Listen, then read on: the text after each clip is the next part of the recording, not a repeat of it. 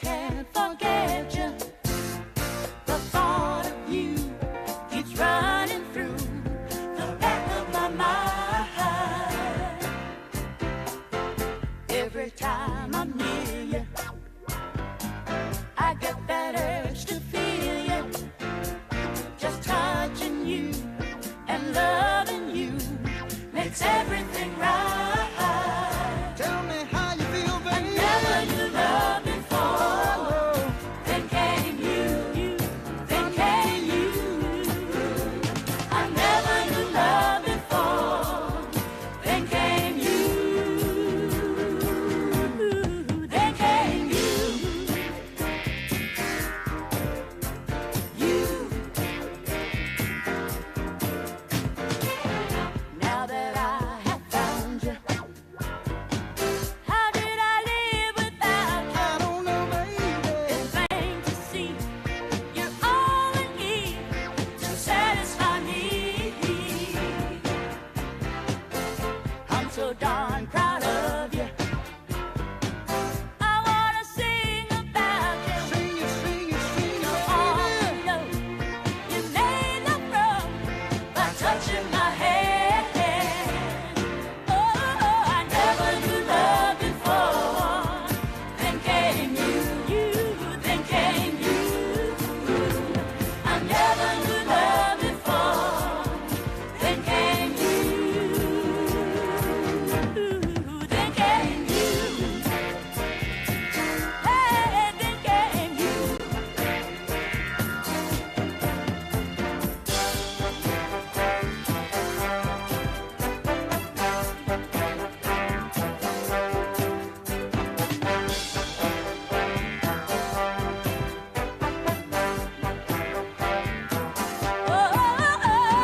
I never knew love before. Then came you, then came you. I never knew love before. Then came you, then came you. I never knew love before. Then came you, then came you. I never knew love before. Then came you. Put your love into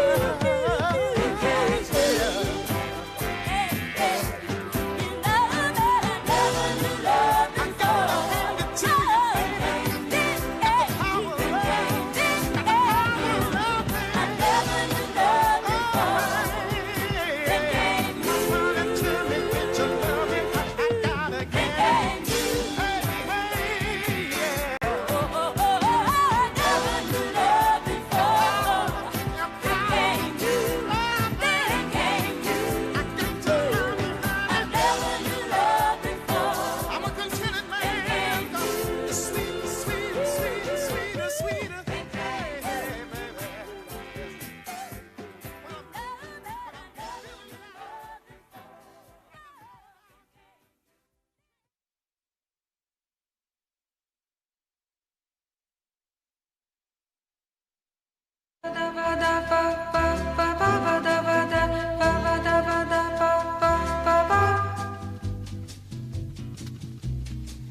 Fly me to the moon and let me play among the stars.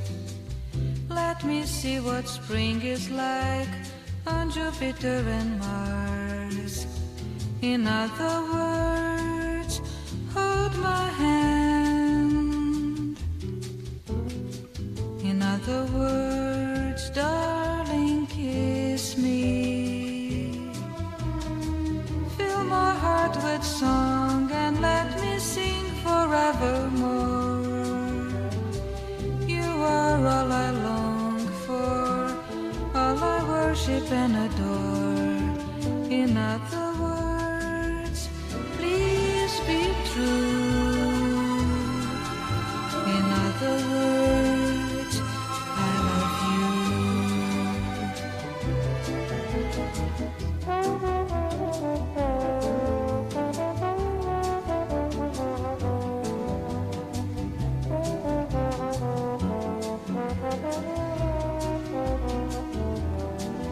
In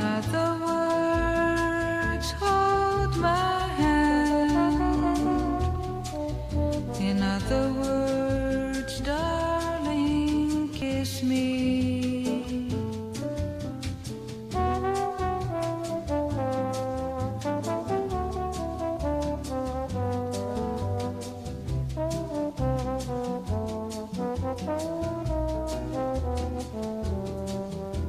In other words, please be true. In other words, I love you. Ba-ba-da-ba-da, ba-ba-da-ba-da, ba-ba-da-ba-da, ba-ba-da-ba-da, ba-ba-da-ba-da, ba-ba-da-ba-da, ba-ba-da-ba-da.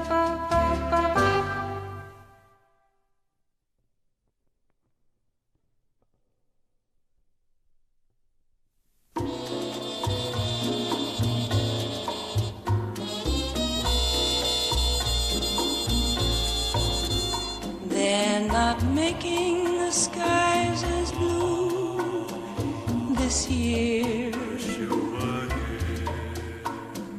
as blue as they used to when you were near.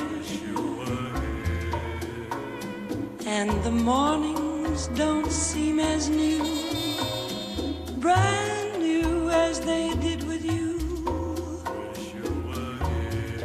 Wish you were here.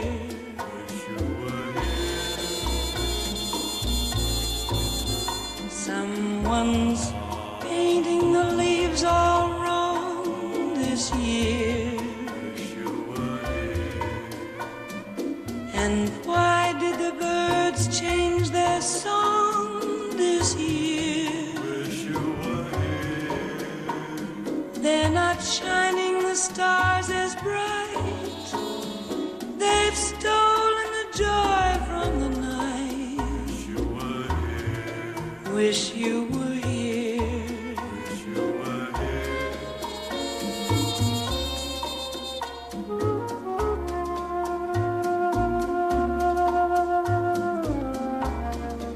Wish you were here.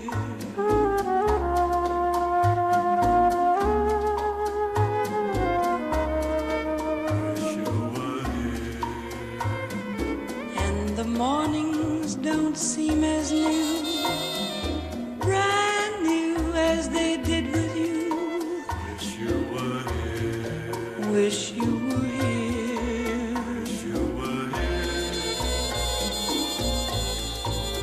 Someone's painting the leaves all wrong this year.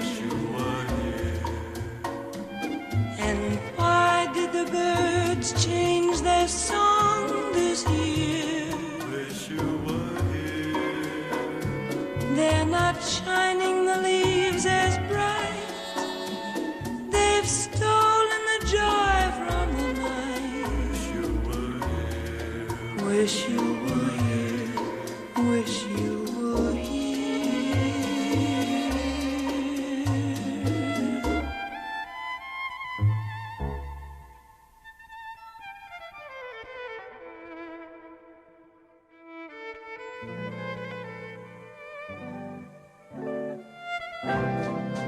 My love must be a kind of blind love. I can't see anyone but you. Give up, give up. Give up, give up. Give up, give up. Give up, give up. Are the stars out tonight? I don't know if it's cloudy or bright. I only have eyes for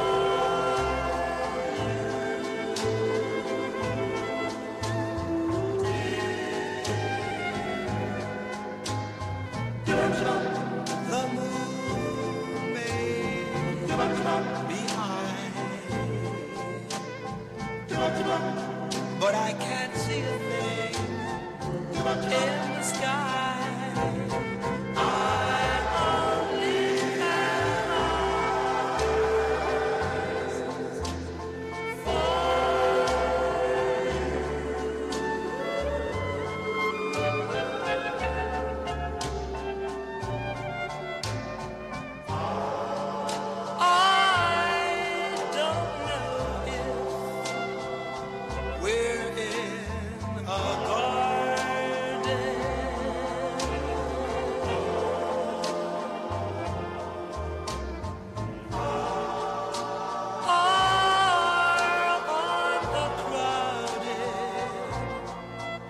Avenue.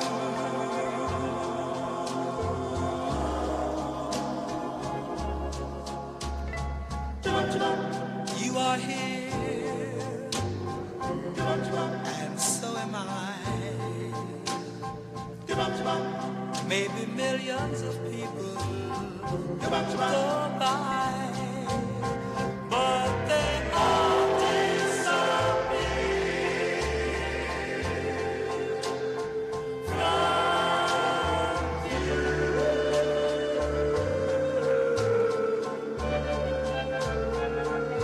And I only have eyes for you.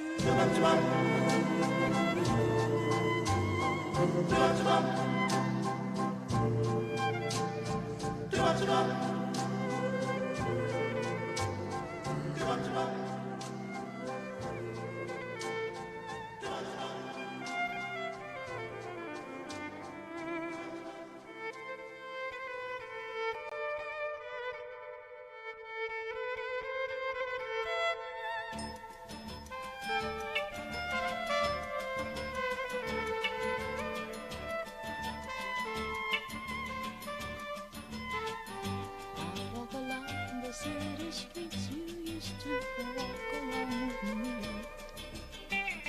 And every step I take recalls how much in love we used to be.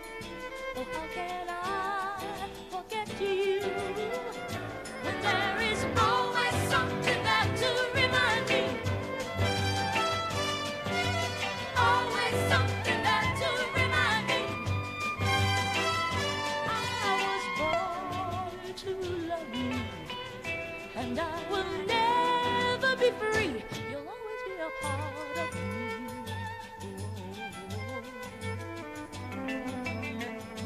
When shadows fall, I pass a small cafe where we would dance at night. And I can't help recalling how it felt to kiss and hold you tight. Oh, how can I forget you when there is always something there to remind me? Always something there to remind me. I was born to love you, and I will never be free. You'll always be a part of me. Oh, oh, oh, oh, oh, oh.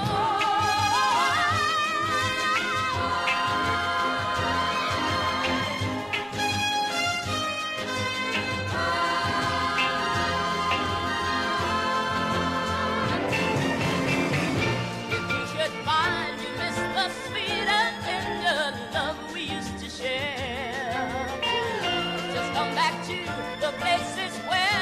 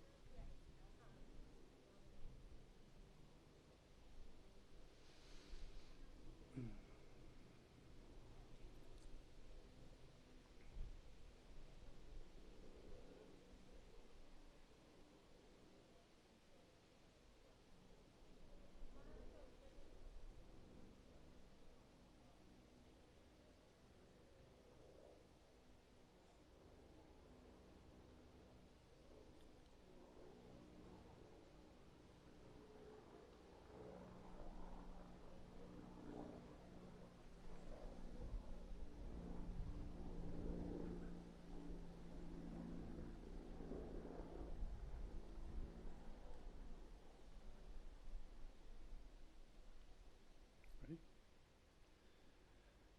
Death is nothing at all. I have only slipped away into the next room. I am I, and you are you. What we were to each other, that we are still. Call me by my old familiar name. Speak to me in the easy way you always used. Put no difference in your tone.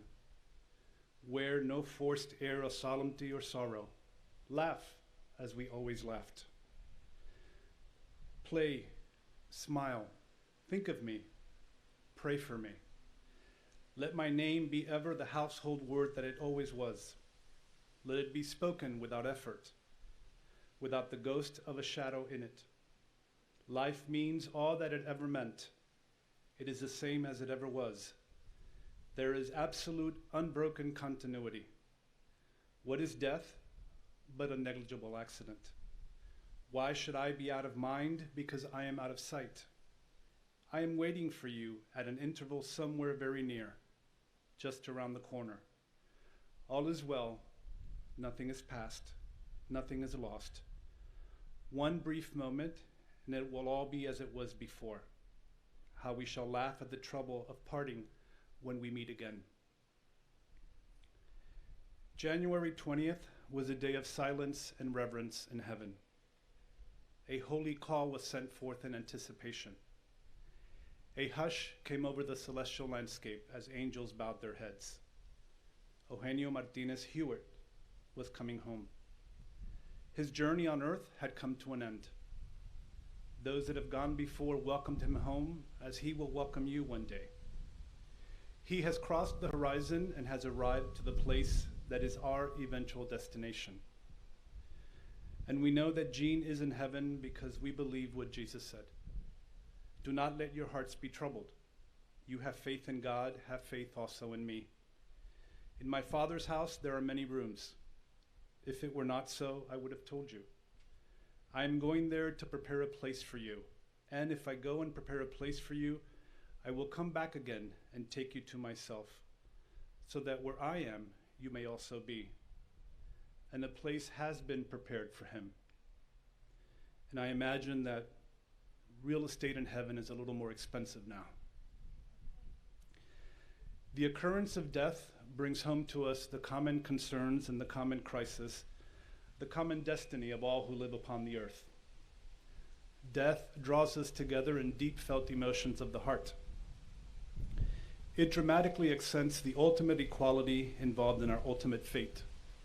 It reminds us that no matter how different we are, whatever our position in life may be, we share two common things.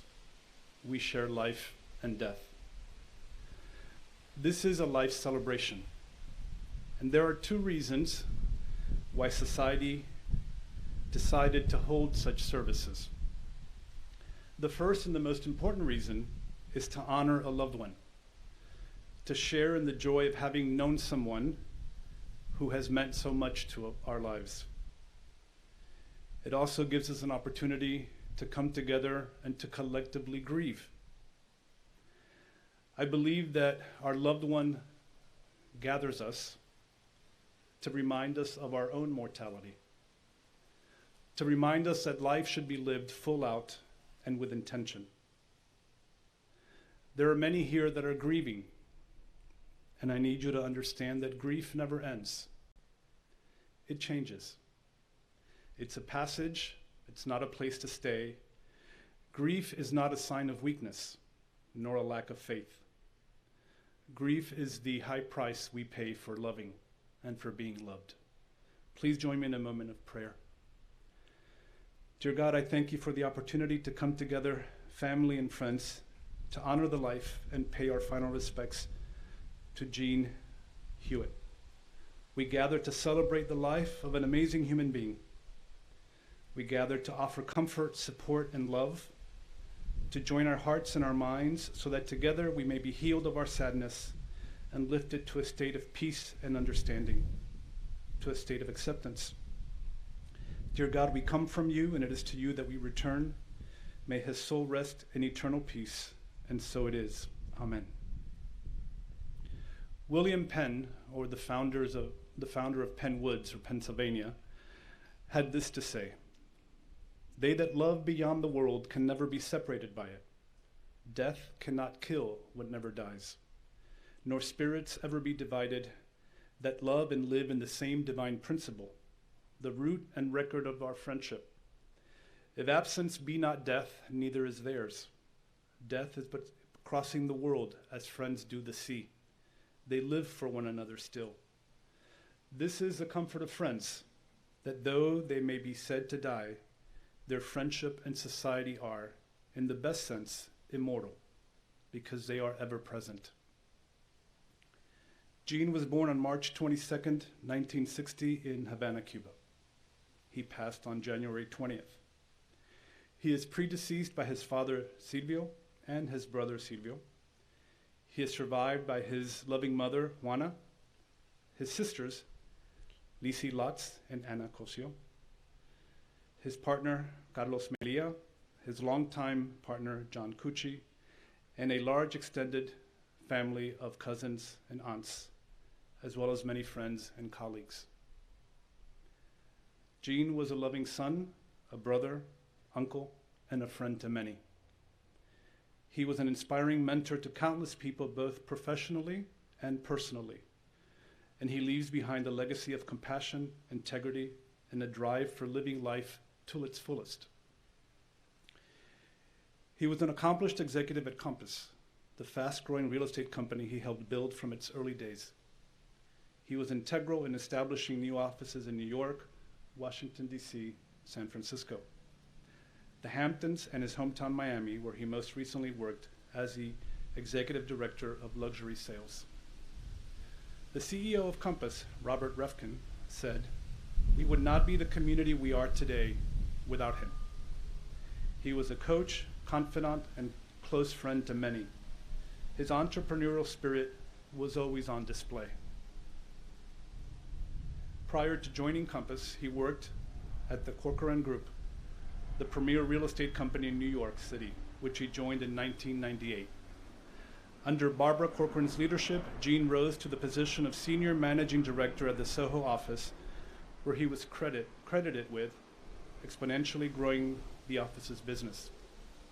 He also served on the board of the New York State Department of Taxation and Finance, a position appointed by Governor Andrew Cuomo. Jean first moved to New York City in 1989 and quickly established himself as a photographer's representative for fashion and lifestyle advertising. He attended Georgia State University in Atlanta and Southwest High School here in Miami, where he was on the swim team. Aside from his many professional accomplishments, let us always remember what I said earlier. He was a son, a brother, an uncle, and a friend to many. And what can we take away from Gene and his life? And that is to love the life you live it full out, live it on purpose, be present, be present.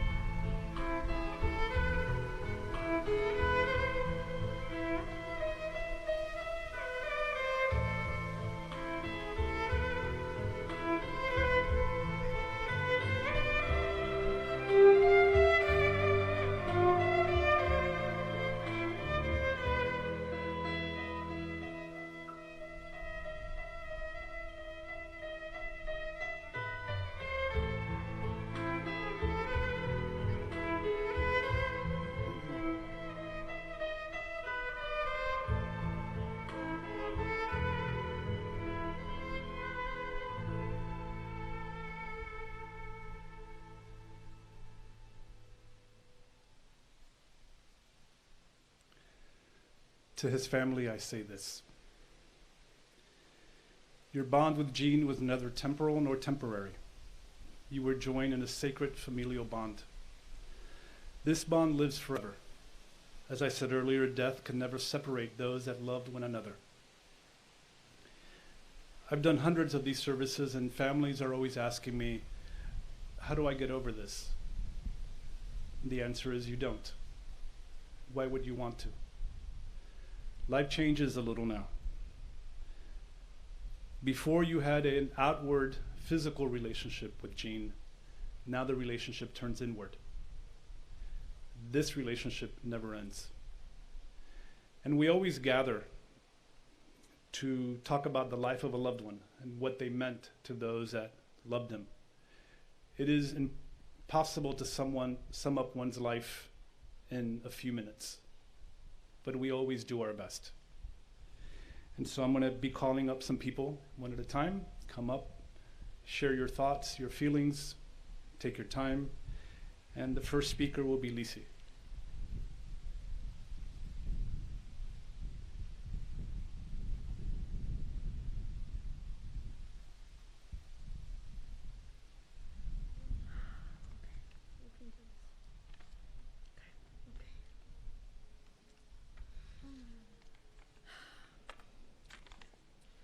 Hi everyone, I'm Lisi, Gene's little sister. My earliest memory of him was dancing in his room to Blondie's, hanging on the telephone. I would beg him to play it over and over again so he could spin me in circles. I also remember hanging on the back of his moped while holding on tight to him. If you hadn't already guessed, he was a really fun big brother. He left for Atlanta when I was only 4 years old, but I remember waiting for his visits and wanting him to come back so we can go on more adventures together. As a teenager, I looked up to him. He was my worldly brother who had moved away and lived in New York. He shared his favorite books with me. Roald Dahl's short stories are one of the ones that I really remember. He took me to museums. He taught me about art. I remember learning all about the Impressionists from everything he would tell me. And we would drive around Miami Beach, and he would tell me all about the Art Deco buildings on Ocean Drive. He loved to show my sister and I the classic movies, and those included scary movies like The Omen and Rosemary's Baby, which we remember being like 10 and watching them and it not being okay. Too early. We're still scarred. When it was time for me to apply for college, he encouraged me to think big. And so I started thinking about leaving the state and applying out of Florida. And he also encouraged my parents, or maybe more pushed my parents, to let me go. And this was not easy because my parents wanted me to stay in Miami. And I truly believe that I was able to believe in myself and think big and think that I could go anywhere to school because he believed in me and thought that that was something I could do. Okay. I still remember when he and John took me to Boston College to move in. So it wasn't my parents, it was John and Jean who, I flew to New York and then we drove to Boston and we moved in, and I was so nervous, and he just encouraged me and helped me to be able to make this big move in my life. And whenever I would get homesick, I couldn't fly to Miami, but I knew that I could go to New York. And so New York became home in many ways, and going to see him was part of going home. And often I would, decide that I was homesick on a Friday afternoon and call him and be like, I'm coming. And it didn't matter what they were planning. I was going to be there with them. And he never made me feel like I was intruding or I was unwelcomed. I always felt that he wanted to share his life with me. And so we took weekend trips to Tanglewood and Newport, and we did all these things in New York City. And to me, that was a very special time period. As adults, we never lived in the same city, but there were so many trips. When I lived in Germany, he came and visited, and we went to Prague and Austria and then to Barcelona. Later, when we moved back to the US, we would go to the summers in the Hamptons, and we would have Thanksgiving in my house in North Carolina, or we would have Christmases in New York. And there we cooked and we watched movies and we explored all the different cities and towns we were in. We also played board games and card games, and if people who know both of us know that they didn't always go well because we were Very annoying, competitive. stubborn. Oh my gosh. So, Canasta and Continental, yeah. one of my favorite trips that we had with him was when Daniel and the kids and we went to San Francisco while he was living there, and he took us to all these special places that he loved, and we drove around in his convertible, and we went to go have oysters in Point Reyes, and it was just one of those magical experiences that you never forget. He'd often come to North Carolina to visit my parents, who had moved there about 3 years ago, and we would take him to what we thought were the nicest restaurants in town. But they never really completely met his standards. No. He also spent a lot of time with my kids during this time when he was in North Carolina, and he was a really fun uncle to them. It reminded me of when I was little, and he was a fun big brother. His loss is a huge hole in our family. Anne and I depended on him to celebrate life's highs and to lean on him during life's lows. We love you so much, Año, and we will miss you terribly. You did it. Okay. Let's see how I'm going to get through this. I woke up pretty strong today. I don't know what came over me, but I feel his strength through me today saying, okay, keep it together. We got to do this. So I am going to try to do this. It's quite long, so be patient with me. It's very hard to write my life with Jean on a couple pages. It's hard to kind of narrow it down.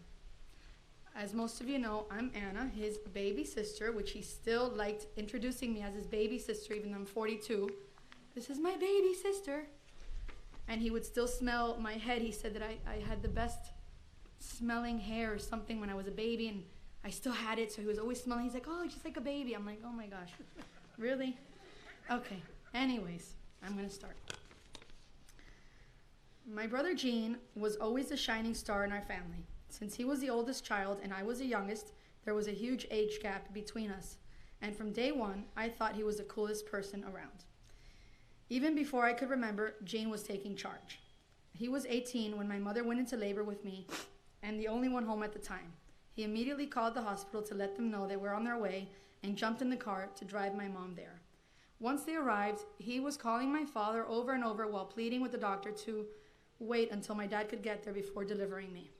From the day I was born, he was the one multitasking and getting everything done. And I grew up always wanting to be just like that. About a year after I was born, he moved to Atlanta to go to university. Although I never lived with him as a child, I always cherished the times when he came to visit. He would show my sister and I the coolest 80s new wave music like Pet Shop Boys, The Pretenders, The Culture Club. I still vividly remember dancing to the B-52's Rock Lobster with him in my sister's room. Rock Lobster! He would do this, get really animated. And oh, what a dancer he was. Hands down, the best in our entire family. When he was around, it was pure joy. Always fun, sometimes annoying. He loved scaring us and playing tricks on us, and sometimes borderline torturing us. It always brought me right back to my own childhood when I would watch him doing the same thing with my own kids, but they loved every minute of it just like we did. It was so natural and automatic for me to love whatever Gene loved. When it came to movie night, I was always happy to oblige. He loved old classics, especially anything with Doris Day, Elizabeth Taylor, or Betty Davis. I will always cherish the memories of us watching All About Eve one year on my birthday at the outdoor cinema under the Brooklyn Bridge. He loved the quote in the movie, "Fasten your seatbelts, it's going to be a bumpy night." Said it all the time. He also loved the cult classic Valley of the Dolls. He quoted that one often, but with his own spin on it. His version was, "There's only one star in the Gene Martinez show, and that's me, Gene Martinez." Remember that? Okay. I wanted to be just like him, fun, fabulous, and excited about everything. Gene always exuded cool and always had a sense of style. No matter how much he had or didn't have, he always had great taste and lived in the coolest places. In the 80s, he had this tiny little apartment in Miami Beach in the cutest Art Deco building. He made a coffee table out of these magazines, these big magazines, stacked them up, put a glass top on top, and it was a coffee table. He also found this ornate cement piece of a bench that he found on the street, dragged it home, and made it into a stand with a plant stand. He also made like a hula skirt, a curtain with a hula skirt. He was just like the coolest. Gene taught me how to be a great hostess. I can still hear him saying, "It's all in the details. You must have great lighting, good music, delicious food, and amazing company." He was warm and inviting and always knew how to set the mood and how to get the party started. He could be a bit blunt and critical at times with those he loved, but he could take it as much as he could dish it. That always worked so well in our relationship because I would always give it right back to him, and I was never afraid to tell him what I thought. I always knew he liked and admired that. He could see that we were cut from the same cloth. I was his little protege, probably one of his first, but definitely not his last. He loved the role of being a mentor and able to share his knowledge and experiences. If he knew a better way of doing things, he would be sure to let you know and show you how to do it just like that. I always looked up to my big brother. I loved showing him off. My husband would often say, "You act like you're his agent or something." I love showing pictures of him to my friends. I would say, look how cool and gorgeous my brother is. My admiration for him was and still is never ending. That was never more apparent than when I moved to New York City in 2004. I had other plans, but he thought I would be great at sales and convinced me to become a real estate agent at Corcoran. We worked in different offices, and I ended up working with Corcoran until 2016 when my family and I moved to London. Whenever anyone at Corcoran would find out that we were related, people would say, "Gene Martinez is your brother?" And I would say, "Yep, it's my brother."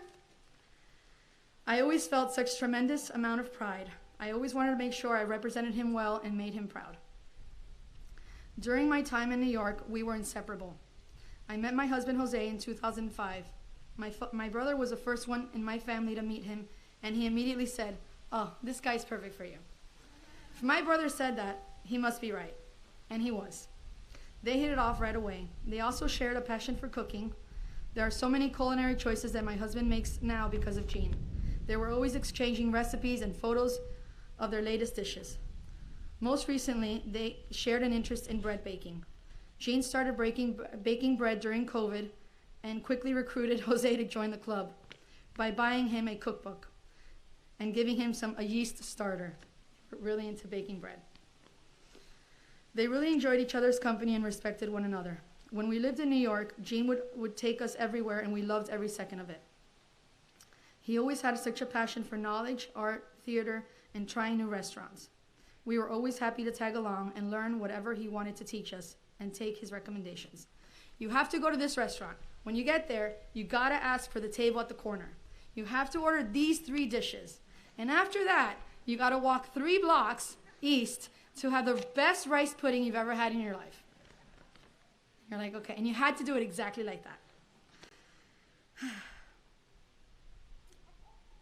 Whether it was the newest trendy restaurant or the best street meat on the corner of 54th and 6th Avenue or Grace Papaya hot dogs on 72nd and Broadway or Sapporo's for the Japanese noodles in Times Square, he always knew what was the best and how to find it. He loved sharing his experiences with the ones he loved. And how lucky were we to be on the receiving end of all that knowledge and excitement. I only wish we had it for more time. I'm sorry.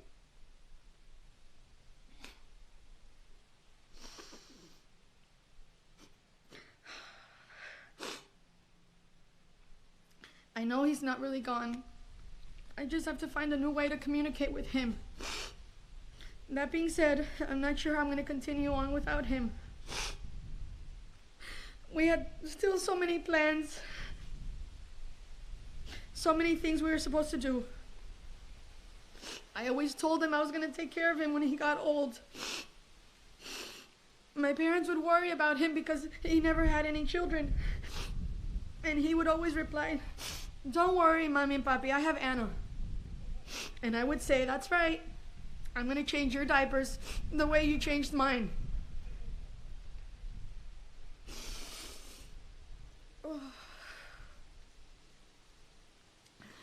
I have been using Jean's iPad while I've been here because I forgot mine in London. Every day, a little reminder pops up. Make sure to reach out to at least 5 friends.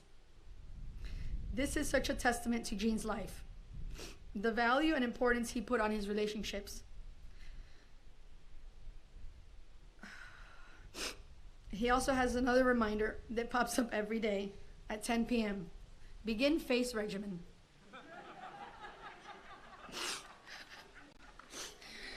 We now know he took both of these reminders very seriously because of the tremendous outpouring of love and support here today and the fact that he looks so young and handsome.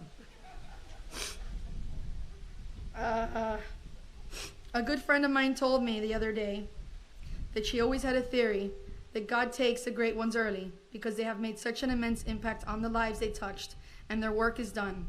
And the sad truth is that sometimes as we age, people tend to forget our greatness. I feel like this is his way of making sure he always stays young and gorgeous, and to be sure his life makes an unforgettable and lasting impression on the many, many people who loved him. On behalf of Jean and our entire family, I cannot thank everyone enough for both being here today and for your tremendous efforts in coordinating this beautiful event. I know it's exactly what my brother Jean would have wanted. That's it. Thank you, guys.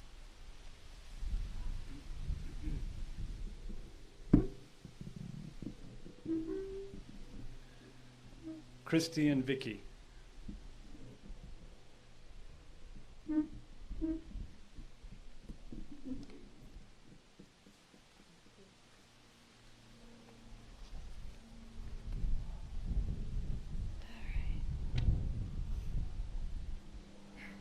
Good afternoon, everyone. My name is Vicky, and beside me is my sister Christy.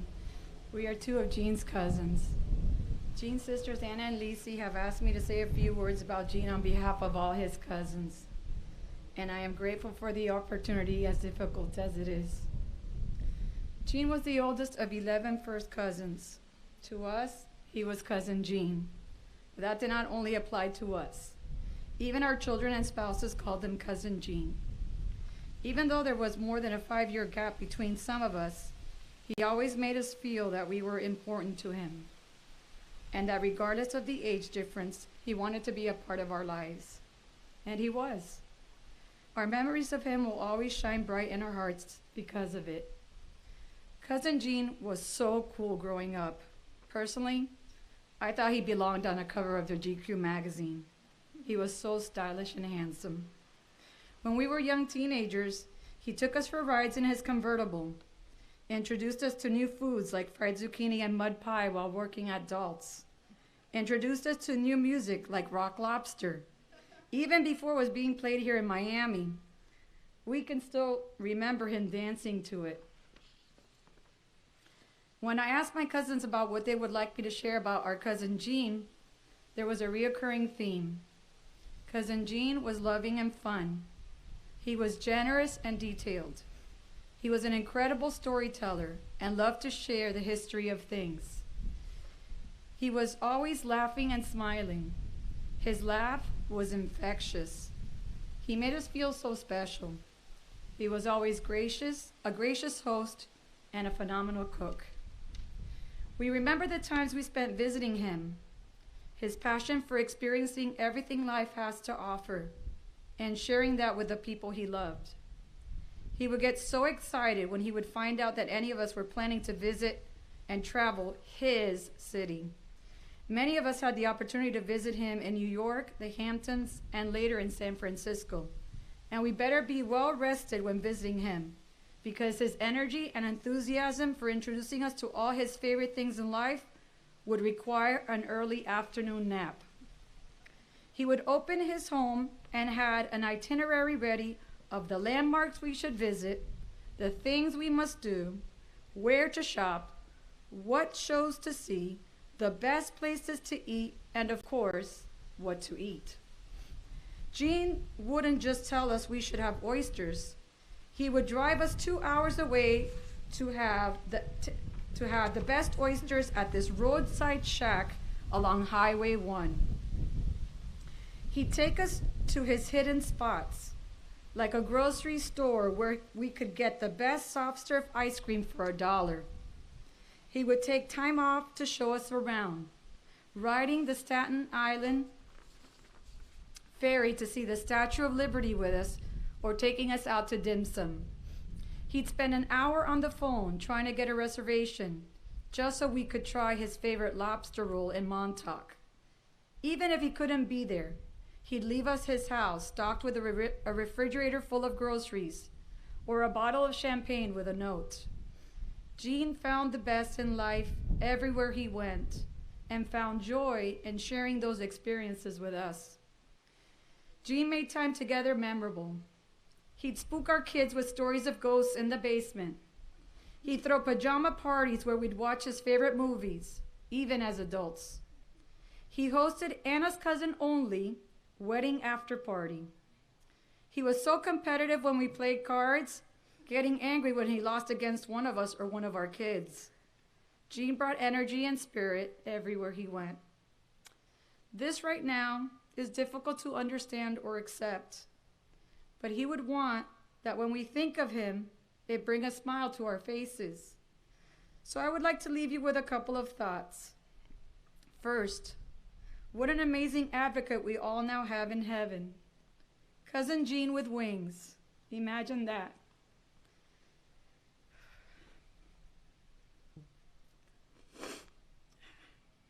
Okay.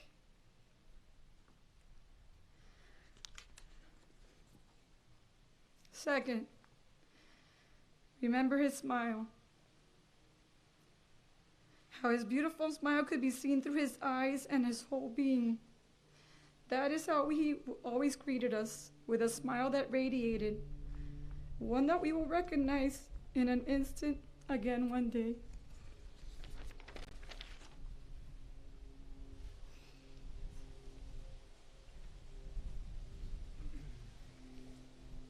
John?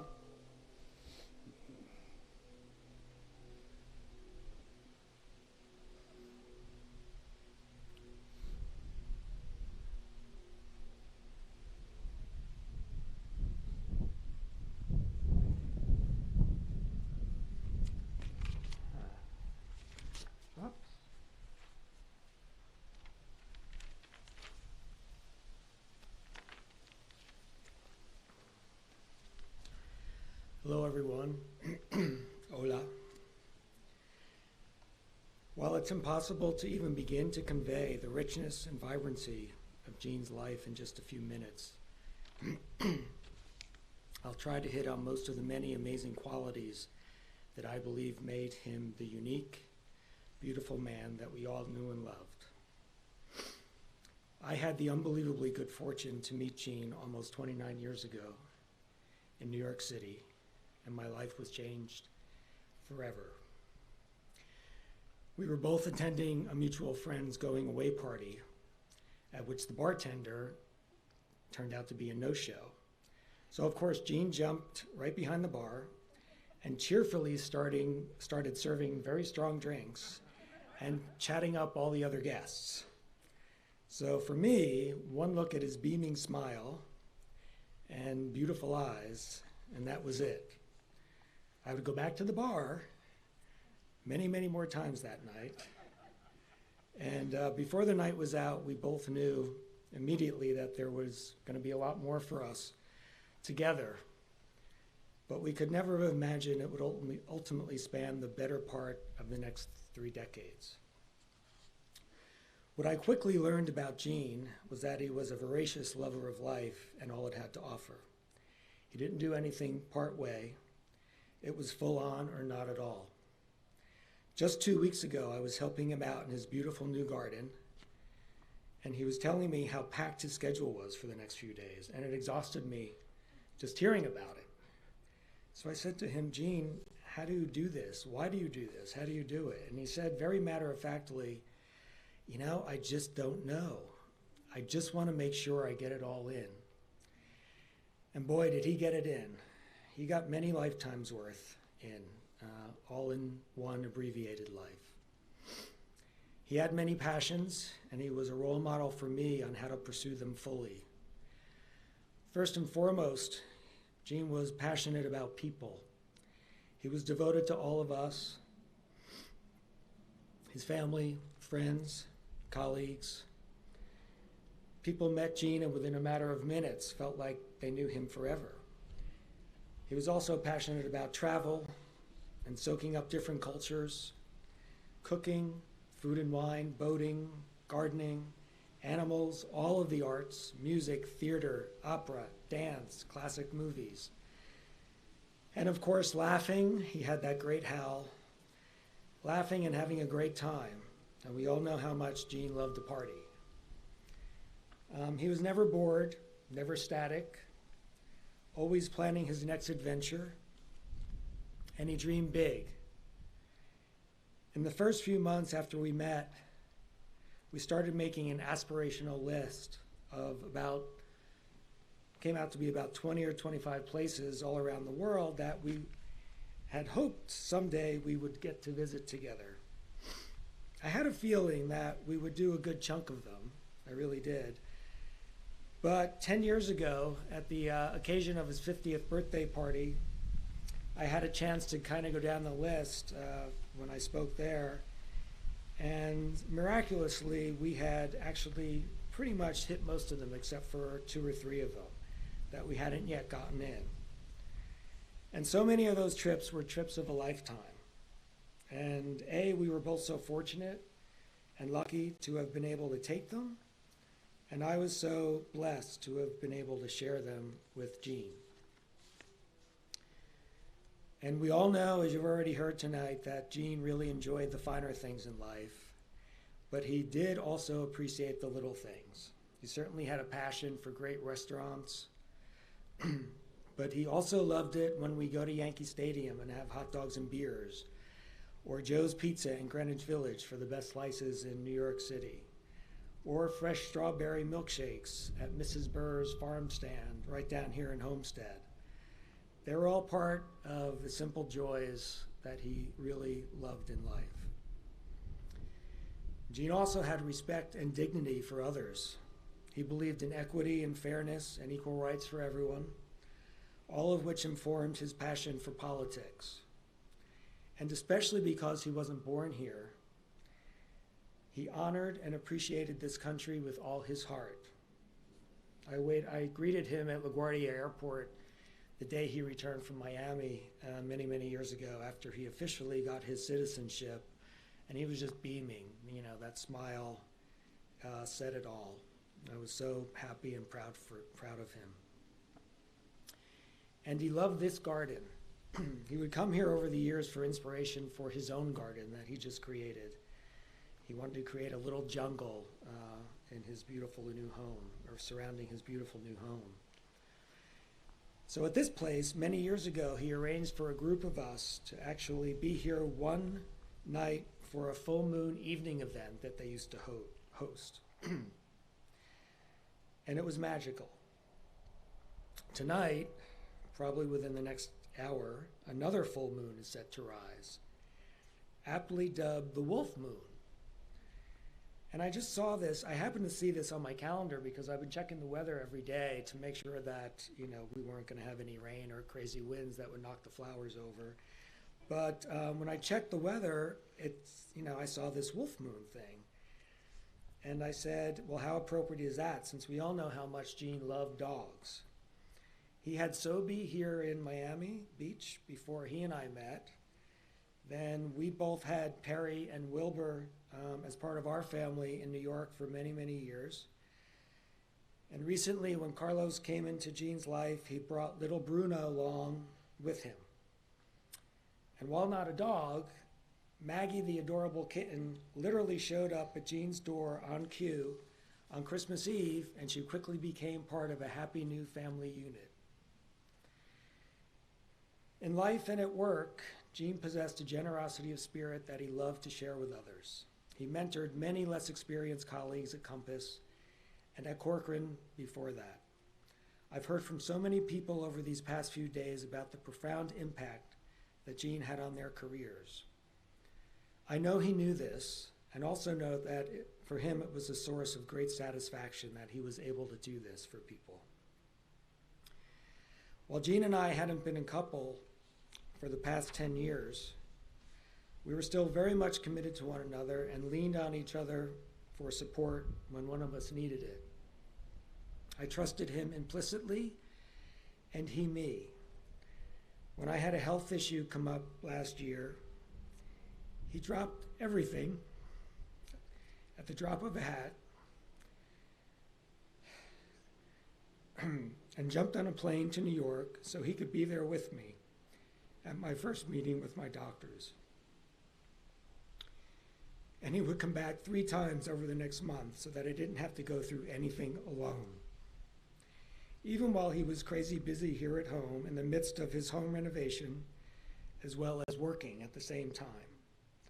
So when I expressed my deepest gratitude for all his support, he just shrugged it off and said with that big smile of his, "You're stuck with me, honey."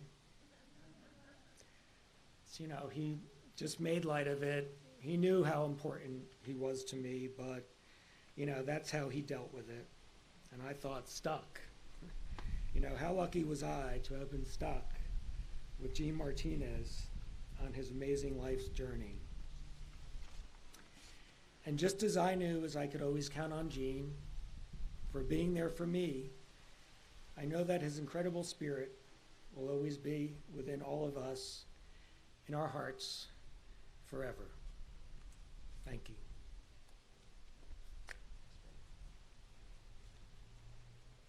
Jennifer?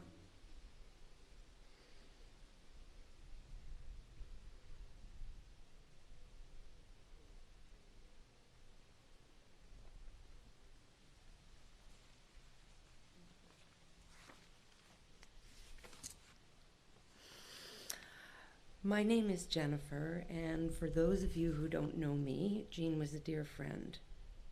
And like everyone here today, my heart is broken. Our dear Gene has left us far too soon, The only thing to do, and this is what Jean would have wanted, is to hold each other tightly and to remember that every single day, Jean's beautiful soul and what a blessing he was in our lives. I met Jean and John 23 years ago when my ex-husband and I were applying to rent an apartment in their 77th Street brownstone. When dropping off our application, I happened to have our Canadian cream golden retriever named Chester with me. We discovered that Jean and John's English cream golden named Perry was from the same breeder in Canada. Well, of all the gin joints, Jean loved the movies. Kismet sealed the deal. We got the apartment, and that was the beginning of a beautiful friendship. Over the years, living next to each other, our friendship blossomed, and it included many trips together. Jean and John joined us on a trip to Paris with our 6-month-old baby, Sophie. I remember one day we were having lunch at Ma Bourgogne overlooking Place des Vosges. Sophie had an unusual palate for a baby as she downed bites of foie gras and pigeon, and she washed them down with sips of red wine. I will never forget Jean's inimitable laugh and him saying, "Now that's my kind of baby." Sophie is now 20, and Jean graciously welcomed her back into his life when she started her college career a couple years ago at University of Miami. The two of them continued their love of food and wine together that year. Jean was a lover of life, and he had a great sense of fun with a wonderful twinkle in his eye. I remember one winter in the bleakness of a Manhattan mid-February, Jean and I bumped into one another at the brownstone mailbox. And being a guy with a gift for knowing how to inject a little fun into life, Jean suggested that we hit a dance club he'd heard about with amazing music. That idea was just the pick-me-up I needed, and who better to bop around a dance floor with than Jean Martinez. We never did make it to the club, but I adored Jean's joie de vivre and his zest for life. Jean had that rare combination of grace and grit. His grit was obvious in everything he did, including climbing up the ranks in his real estate career to make it to the top of his field, establishing himself as a sought-after broker.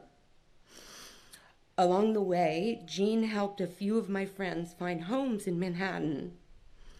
And I remember one friend telling me about Jean's negotiating finesse and how he had skillfully scored their apartment in a bidding war. They were thrilled, and they were certain that a lesser agent wouldn't have prevailed. Jean always went the extra mile for his clients, and his perseverance paid off. Jean's grace was apparent in every aspect of his life.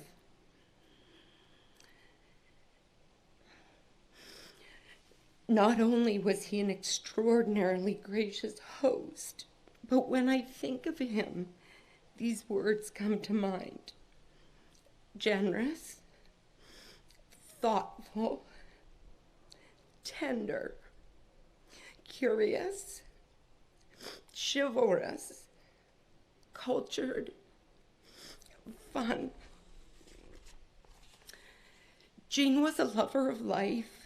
He was a lover of people. He was a lover of family, a lover of dogs, and quite literally a lover of John, and most recently a lover of Carlos. He was an old soul with a thoroughly modern take on life. He lived large with great style and savoir-faire. With a heavy heart, I join you today in saying goodbye to Jean, John, Anna, Lisi, And Mrs. Martinez, I share in your grief. Our angel has joined his dad, Silvio, Perry, and Wilbur, and he's at rest in a beautiful, peaceful place. Hopefully it's somewhere with some great Latin music. Goodbye, dear Jean. You'll never be forgotten or replaced.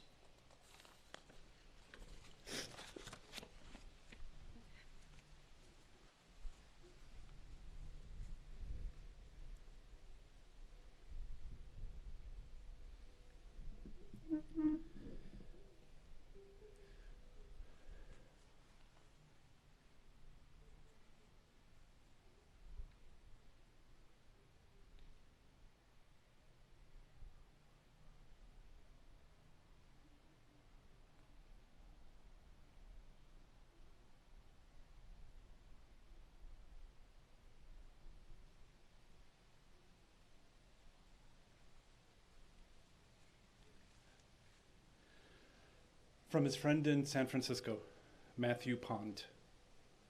To have known Jean was to have loved Jean, a whirlwind with boundless energy whose presence was unmistakable. To say he was a big personality misses the point. That he was, but he also embodied all of the things that make someone worth knowing. He was kind, generous, thoughtful, considerate, insatiably curious, cheeky, and fun. Generous of spirit to his family and hordes of friends, he was beloved by his colleagues, those he mentored, and frankly, by almost everyone who was lucky enough to cross his path. He was genuinely charming because his appetite for life was motivated by passion. He was a design and architecture nerd, which was immediately obvious the minute you stepped into any of his show-stopping homes. Whether covered in dust at Burning Man or wearing his latest finds from Bergdorf's, he always looked effortlessly chic and was comfortable in any crowd. Yes, he was a stubborn perfectionist, and yes, he could be a pain in the arse. But it was hard to begrudge him because his way, unknowingly, was often the best way, and his huge, disarming smile, coupled with an infectious laugh, seemed to melt everything. Never bored and never boring, he was a true original. He is loved and missed. Vale, dear friend.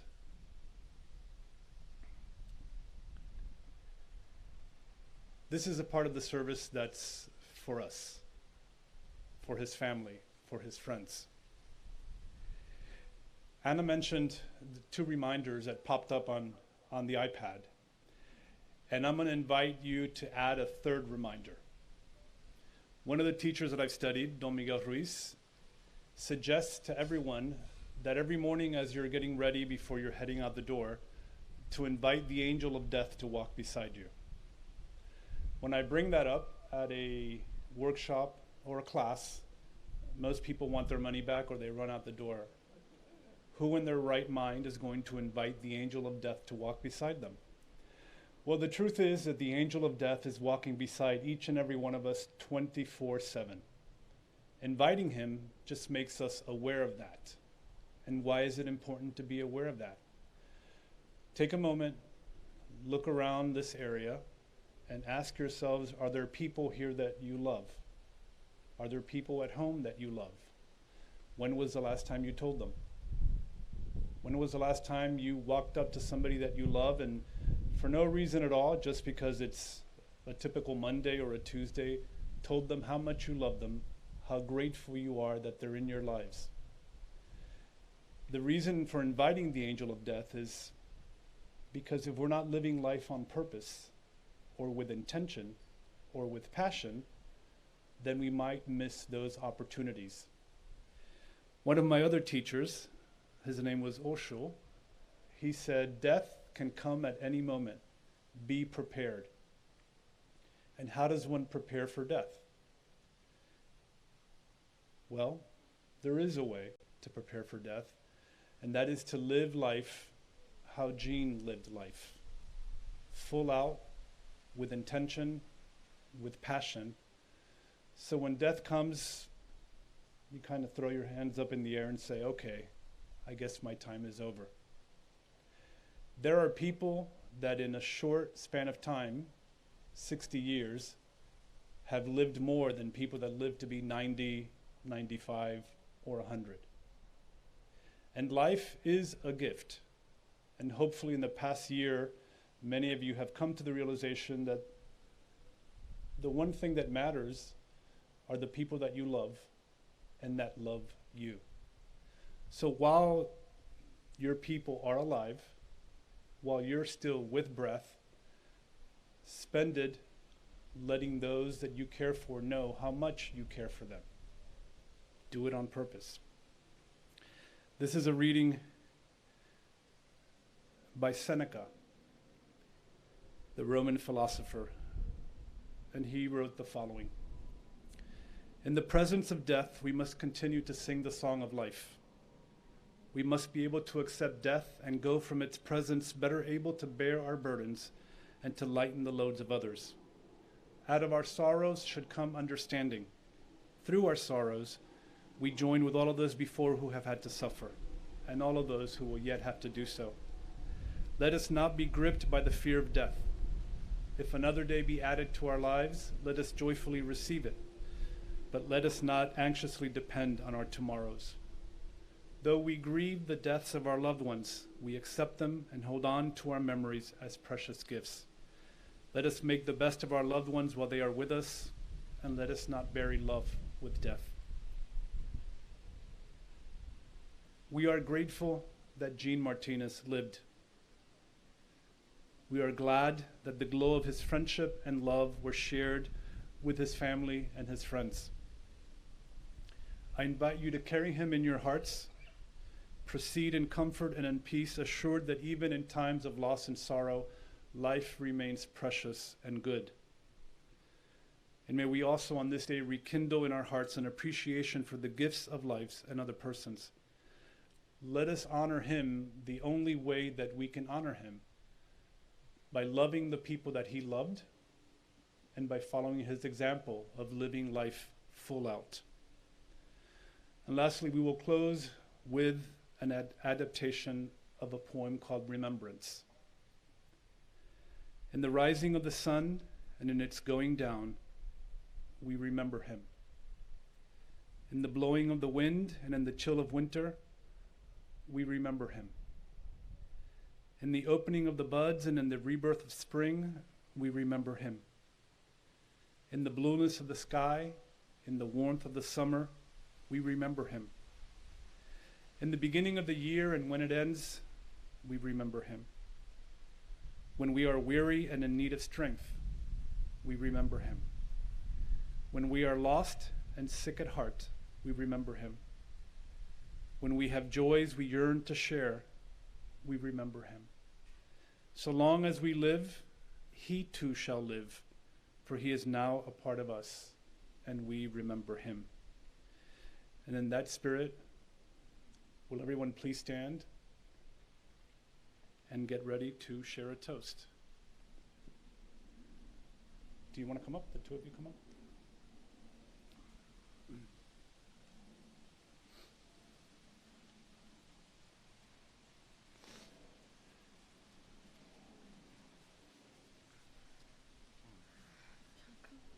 And so in his honor, in a life well lived, grateful for the gift of his presence, for his friendship, and for his love, and for a life that extends eternally beyond this place, we toast to Jean until we meet again. To Jean. To Jean. 잘 줘요.